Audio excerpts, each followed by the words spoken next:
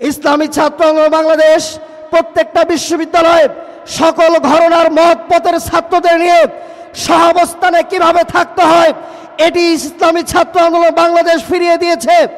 সর্বপ্রথম ইসলামী ছাত্র আন্দোলন বাংলাদেশ বাংলার সকল সেক্টরের প্রত্যেকটা ঘরের শিক্ষার্থীদেরকে একই প্ল্যাটফর্মে এনে নববিয়া আদর্শে প্রমাণিত করতে পেরেছে। কে জেনারেল, কে কওমি, কে আলিয়া, এটা ভেদাভেদ নয়, আমরা সকলে আল্লাহ রসুলের সৈনিক। ইসলামী ছাত্র আন্দোলন বাংলাদেশ একটি সংকটময় মুহূর্তে প্রতিষ্ঠা হয়েছিল। আপনারা জানেন, দেশ স্বাধীনের পরে যখন ৭৪-এর দুর্ভিক্ষ হয়েছিল, এই ৭৪-এর দুর্ভিক্ষের পিছনে সবথেকে বড় ভূমিকা পালন করেছিল ছাত্রলীগ। মুজিব বাহিনী নামে ছাত্রলীগ মেয়েদেরকে গণধর্ষণ করেছিল, মানুষের বাড়িতে রাতের আধারে গিয়ে গিয়ে ডাকাতি করেছিল, মানুষের বাসায় খাবার ছিল না, নারীরা নিরাপদে হাঁটতে পারত না। ঠিক মুজিব বাহিনী যেভাবে স্টিম রোলার চালিয়েছে, বাংলাদেশের মানুষ প্রতিবাদ করে তাদের পতন ঘটিয়েছিল।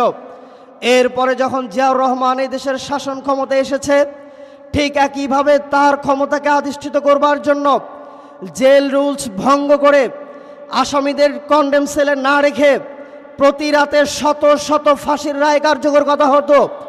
তার ছাত্রদলকে লেলিয়ে দিয়ে অসংখ্য বিশ্ববিদ্যালয় দখল করা হতো, অসংখ্য মেয়েদেরকে ধর্ষণ করা হতো। বাংলার প্রত্যেকটা জায়গায় ছাত্রদের কোনো নিরাপদ ছিল না। ছাত্রদল না করলে ছাত্রদের রাষ্ট্রীয় ভাতা পর্যন্ত দেওয়া হতো না। ঠিক এইভাবে যখন জিয়াউর রহমান স্টিম রোলার চালিয়েছে, পরক্ষণে বাংলাদেশের মানুষ সিদ্ধান্ত গ্রহণ করে তাদের পদত্যাগ করিয়েছে, তাদের পতন ঘটিয়েছে। এরপর স্বৈরাচার শাসনের আবির্ভাব হয়েছে। এরশাদ সরকারের, আপনারা জানেন, নূর হোসেন সহ ৮৭ জন তাজা প্রাণের বিনিময়ে ৯০ সনে যখন স্বৈরাচার এরশাদের পতন হয়েছিল, ঠিক তিনি ছাত্র রাজনীতিকে নিষিদ্ধ করেছিলেন। ছাত্ররা আন্দোলন করবে, দেশের পক্ষে লড়াই করবে, এরশাদ এটা পছন্দ করেনি। ছাত্ররা বরং পঙ্গুদের মতো, ধ্বজভঙ্গদের মতো বসে থাকবে, রাষ্ট্র যেনতেনভাবে চলবে, কিন্তু কোনো ছাত্র প্রতিবাদ করতে পারবে না। এটা ছিল এরশাদ সরকারের মূলনীতি। ঠিক বাংলার ছাত্ররা একত্রিত হয়ে তার বিরুদ্ধে লড়াই করেছে। ঠিক সেই মুহূর্তে বাংলার সেই দক্ষিণবঙ্গে বঙ্গোপসাগরের কোল ঘেঁষে কীর্তনখোলার বুক চিরে বরিশালের পূর্ণভূমি এক মহাপুরুষ জন্ম নিয়েছিলেন।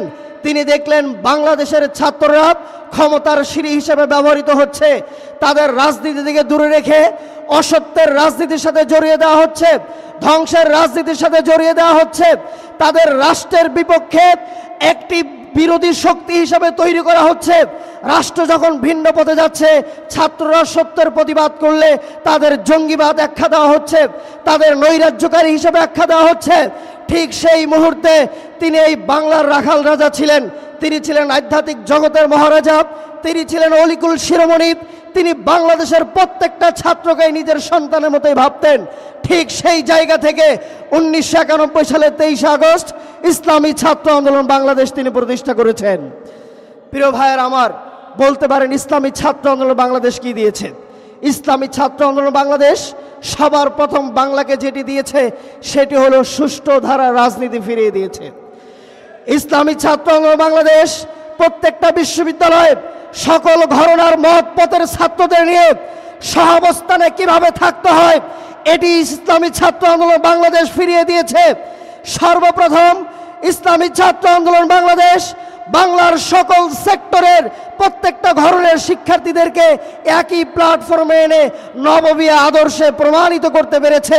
কে জেনারেল, কে কওমি, কে আলিয়া, এটা ভেদাভেদ নয়, আমরা সকলে আল্লাহ রসুলের সৈনিক। প্রিয় ভাইয়ের আমার, আপনি রাজশাহী বিশ্ববিদ্যালয়ে যাবেন, চট্টগ্রাম বিশ্ববিদ্যালয়ে যাবেন, ঢাকা বিশ্ববিদ্যালয়ে যাবেন, পাবনা বিজ্ঞান ও প্রযুক্তি বিশ্ববিদ্যালয়ে যাবেন, দেখবেন যখন আজান হয়েছে হাজার হাজার ছাত্ররা ক্লাস থেকে বের হয়ে কেউ বা মেয়ের হাত ধরে, কেউ বা মদের আড্ডায়, কেউ বা জোয়ার আড্ডায়, কেউ বা ডান্সের আড্ডায়, কেউ বা কনসার্টে লিপ্ত। ঠিক এই মুহূর্তে ৫ তলা ৬ তলা থেকে একটা শিক্ষার্থী মাথায় পাগড়ি, গায়ে লম্বা জমাত, হাতে তসবিহ, মুখে টুনটুনি পাখির মতো আল্লাহর নাম গুনগুন করে করে মসজিদের দিকে রওনা করেছে। আল্লাহর কুদরতি পায়ে কায় মনোবাক্যে মস্তক অবনত করে সেজদা দিয়ে যখন বের হয়ে এসেছে, আপনি জিজ্ঞাসা করবেন কেউ মদের আড্ডায়, কেউ জুয়ার আড্ডায়, কেউ নারীর সাথে লিপ্ত, এই হাজার হাজার অন্ধকারের মাঝে তোমার মতো গোলাপ ফুল কে তৈরি করেছে? সে বলবে আমাকে তৈরি করেছে ইসলামী ছাত্র আন্দোলন বাংলাদেশ। প্রিয় ভাইয়ের আমার, আমাদের এই পথকে রুদ্ধ করবার জন্য, ছাত্র আন্দোলনের এই সুন্দর কাফেলাকে রুদ্ধ করবার জন্য পীর সাহেব চরমনাইকে হামলা করা হয়েছে, শাহজাহানপুরের মাহফিলে বোমা হামলা করা হয়েছে, বগুড়ায় তার গাড়ি বহরে হামলা করা হয়েছে, চরমনাই মাহফিল পঙ্গু করে দেওয়ার জন্য গ্রেনেড হামলা করা হয়েছে। এর প্রতিবাদে ইসলামী ছাত্র আন্দোলন নেতা কর্মীরা বাইতুল মোকাররম উত্তর গেটে 2000 সনে যখন মিছিল করেছিল, তৎকালীন সরকারের লেলেটে বাহিনী তারা আমাদের উপরে অতর্কিত হামলা করেছে। শুধু তাই নয়, ছাত্র আন্দোলনের ধারাবাহিক কর্মযজ্ঞ যখন বাংলাদেশের প্রত্যেকটা ছাত্রের কাছে জনপ্রিয়তা পাচ্ছিল, ঠিক সেই মুহূর্তে আওয়ামী লীগ স্বৈরাচার সরকার 2014 নির্বাচনের আগে কেন্দ্রীয় কমিটির 7 জন ভাইকে 29 দিন অমানবিকভাবে আমাদের রিমান্ডে রেখেছিল। পা উপরের দিকে ঝুলিয়ে, মাথা নিচের দিকে রেখে, 1.5 ফুট একটা রুমের মধ্যে রেখে উজুর পানিটা পর্যন্ত দেয়নি, নামাজ পড়ার কোনো সুযোগ আমাদের দেয়নি, আমাদের ঠিকভাবে চিকিৎসা করা হয়নি। ছাত্র আন্দোলনের এই জনপ্রিয়তাকে তারপরও বাংলার জমিন থেকে তারা রুখে দিতে পারে নাই। প্রিয় ভাইয়েরা আমার, শুধু তাই নয়, শিক্ষানীতি 2010, প্রস্তাবিত শিক্ষা আইন 2016 যখন সরকার বাস্তবায়ন করতে চেয়েছিল, ছাত্র আন্দোলন উপকমিটি করেছে, প্রত্যেকটা কলেজের বইগুলো কালেক্ট করেছে, বিশ্লেষণ করেছে, অবজারভেশন করেছে, লিফলেট তৈরি করেছে। ইসলাম বিদ্বেষী, দেশ বিরোধী এবং মানবতা বিরোধী যে সমস্ত টপিক ছিল, এই টপিকগুলো বাংলার প্রত্যেকটা ছাত্রকে আমরা জানিয়েছি।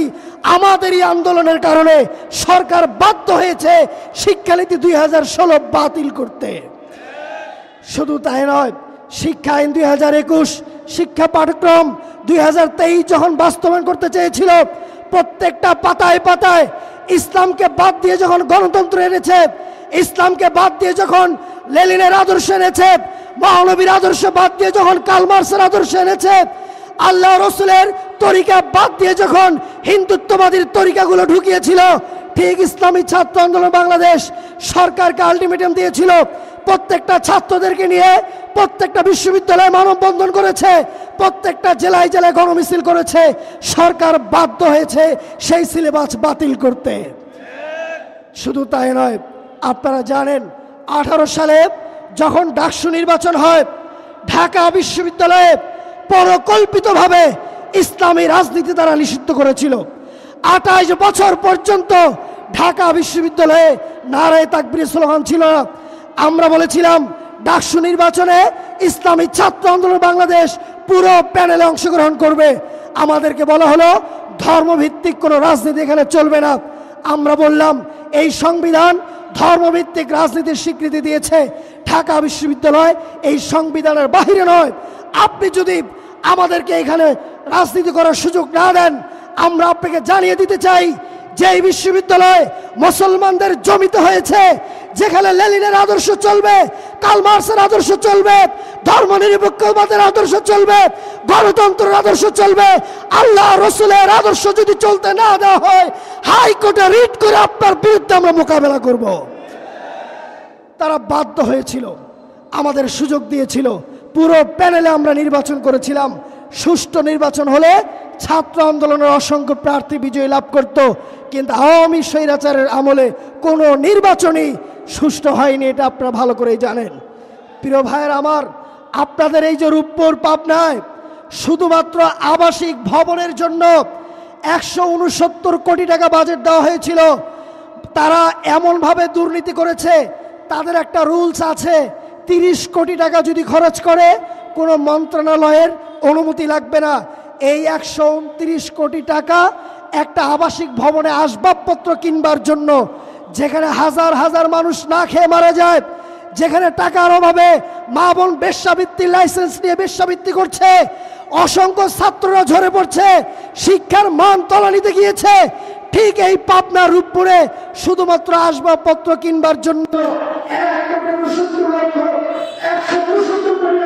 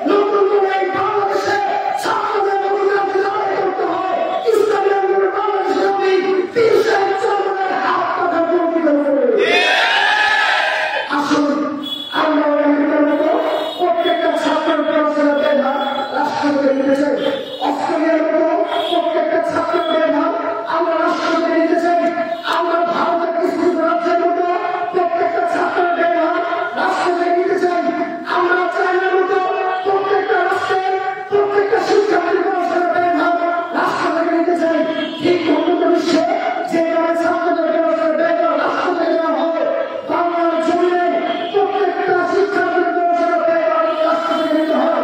তাদের সুখী সমৃদ্ধ দেশ করতে হবে, সুখী সমৃদ্ধশালী বাংলার রাষ্ট্র তৈরি করতে হবে, সুখী সমৃদ্ধশালী আসল মস্তিষ্কে ভালো মস্তিষ্কে চিন্তাশীল মানুষ থাকবে, কিছু ছাত্র লাগবে। আর চিন্তাশীল ছাত্র তৈরি করার অন্যতম প্ল্যাটফর্ম আছে ইসলামী ছাত্র আন্দোলন বাংলাদেশ।